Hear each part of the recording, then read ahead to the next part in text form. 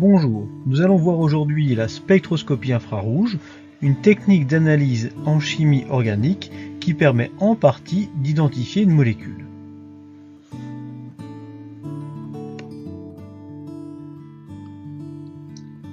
Les atomes présents dans la molécule ne sont pas fixes.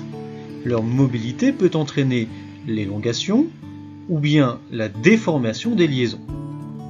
Ces vibrations de molécules et ces vibrations finalement de liaisons entraînent qu'il peut y avoir une interaction entre des ondes électromagnétiques et les molécules. En particulier, il y a des interactions avec absorption de photons dans le domaine de l'infrarouge du fait de ces déformations de liaisons.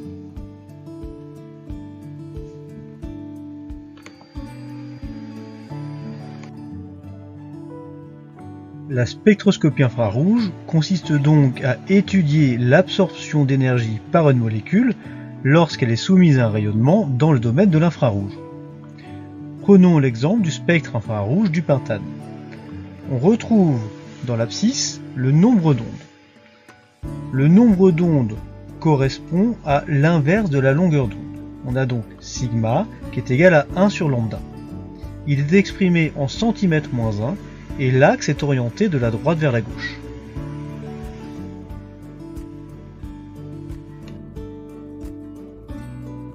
L'axe des ordonnées correspond lui à la transmittance, souvent exprimée en pourcentage. La transmittance est liée au rapport entre l'intensité lumineuse reçue après que la lumière ait traversé l'échantillon et l'intensité lumineuse initiale. Si la molécule absorbe de l'énergie lumineuse pour un nombre d'ondes donné, on aura donc une baisse de la transmittance et on peut voir une bande qui va être orientée vers le bas.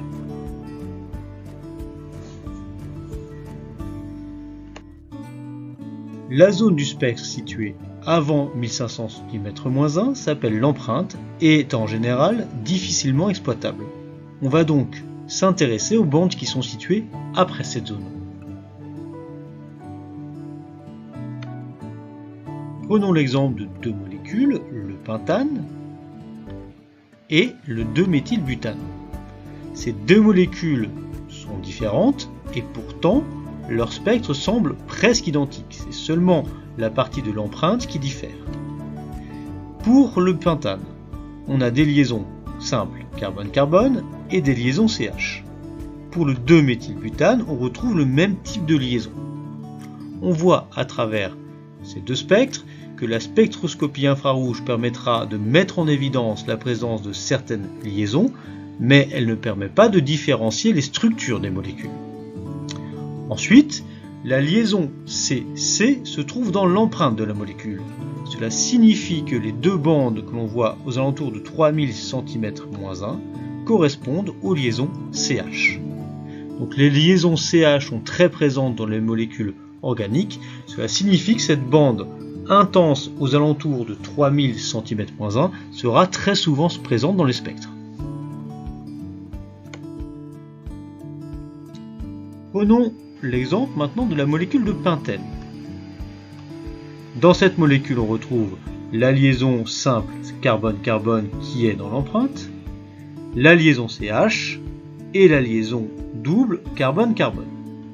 Sur le spectre, on retrouve donc la bande intense un peu avant 3000 cm-1 qui correspond à la liaison CH. On retrouve une bande assez intense un peu au-dessus de 1600 cm-1. Cela correspond donc à la liaison double carbone-carbone. Enfin, on peut remarquer également qu'il y a une petite bande au-dessus de 3000 cm-1. Elle correspond également à une liaison CH, mais en fait c'est un carbone qui aura une géométrie triangulaire. C'est le carbone ou les carbones qui participent à la double liaison. Prenons un nouvel exemple avec la molécule pentane 3-on. On retrouve la liaison carbone-carbone, dont la bande se trouve dans l'empreinte, la liaison CH et la liaison double carbone-oxygène. Donc si on regarde le spectre, dans les deux spectres on retrouve bien la bande caractéristique de la liaison CH et on voit une autre bande dans le spectre de la molécule de pentane 3-on. Cette bande correspond à la liaison carbone-oxygène, liaison double carbone-oxygène.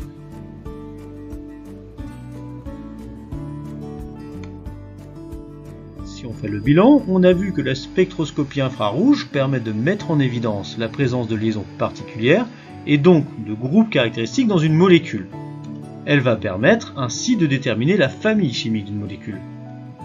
Par contre, deux molécules qui ont une même famille, qui font partie de la même famille, auront des spectres très proches, on ne pourra pas déterminer la structure de la molécule avec la spectroscopie infrarouge. Ainsi, deux molécules qui font partie de la même famille auront presque le même spectre. La spectroscopie infrarouge va donc permettre de déterminer la famille chimique d'une molécule, mais pas sa structure.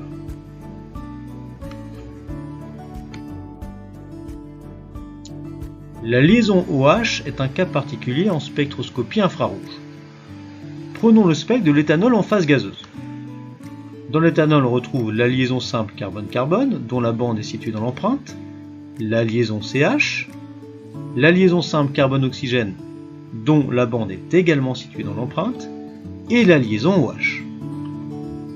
On retrouve sur le spectre, un peu avant 3000 cm-1, la bande caractéristique de la liaison CH, et on voit une autre bande qui est au-dessus de 3600 cm-1, qui correspond donc à la liaison OH. Regardons maintenant le spectre de la même molécule, mais cette fois-ci en phase liquide. C'est la même molécule et pourtant le spectre est différent. On retrouve bien sûr la bande de la liaison CH et on a une bande qui est très large qui correspond donc à la liaison OH.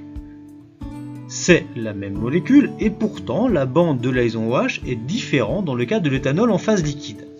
Pour ça, il faut se rappeler que dans une phase liquide, les molécules sont proches les unes des autres. Et la liaison OH est une liaison polarisée pour laquelle il peut se créer des liaisons hydrogènes entre les oxygènes qui ont des charges partielles négatives et les hydrogènes qui ont des charges partielles positives. Donc, les liaisons hydrogènes sont des liaisons intermoléculaires entre les oxygènes d'une molécule et les hydrogènes d'une autre molécule. La présence de ces liaisons hydrogènes va entraîner, pour le spectre en phase liquide, l'élargissement de la bande OH et une diminution du nombre d'ondes de cette bande. Voyons maintenant en pratique comment est-ce qu'on va analyser le spectre d'une molécule. Première chose à faire, indiquer l'empreinte et regarder ce qui se passe après. Dans la molécule présentée, on voit deux zones particulières, une zone un peu avant 3000 cm-1 et une zone qui est au-dessus de 1700 cm-1. Alors, on peut prolonger les bandes de manière à mesurer les nombres d'ondes correspondants. On va faire un tableau dans lequel on va indiquer les bandes et plus tard la liaison qui correspond à cette bande. Donc on voit une bande fine un peu avant 3000 cm-1, une autre aux alentours de 2910 cm-1, une aux alentours de 2860 cm-1 et enfin une bande fine et intense à 1720 cm-1. On va ensuite comparer à une table de spectroscopie infrarouge. En effet, on nous donne des tableaux dans lesquels on va trouver les nombres d'ondes des bandes qui correspondent à certaines liaisons particulières. Donc si on compare ce qu'on a mesuré avec ce tableau, on voit rapidement que les liaisons CH-alcane sont des bandes, donnent des bandes aux alentours de 2150-2970 cm-1. Cela signifie que les deux premières bandes qu'on a mesurées correspondent aux liaisons CH-alcane. Ensuite, on remarque qu'un aldéhyde va donner une liaison CH comprise entre 2700 et 2850 cm-1 qui est très proche de celle qu'on a mesurée. Enfin, il nous reste la bande fine intense à 1720 cm-1. On voit que ça correspond à une liaison double carbone-oxygène des groupes aldéhyde et cétone. Cette molécule contient donc un groupe carbonyle, c'est de liaison O, et une liaison CH spécifique aux aldéhydes. Cette molécule fait partie de la famille des aldéhydes. Donc ce sera toujours de cette manière qu'on procède. On regarde le spectre, on mesure les bandes les plus visibles et on compare avec les données d'une table.